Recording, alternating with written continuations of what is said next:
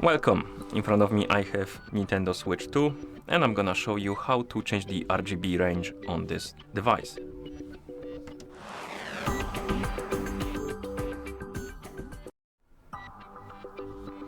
So first we need to open the settings, find the settings icon on the home screen and tap on it to open the settings, of course.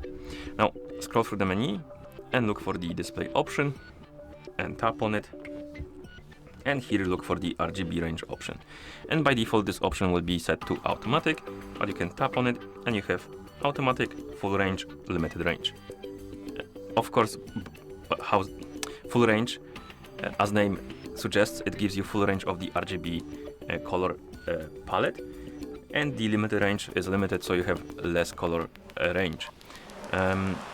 The full range is useful for the newer TVs, HDR content, and maybe monitors, like newer monitors, if you want to plug your Nintendo Switch to a monitor. Limited range is recommended for like older TVs, if they don't have like full range support and stuff like that.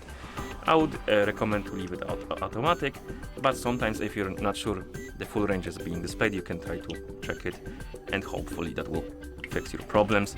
Okay, and once you're done, you can press the home button to go back to home screen, and that's how you change the RGB range on this device. Thank you for watching. If you found this video helpful, please consider subscribing to our channel and leaving the like on the video.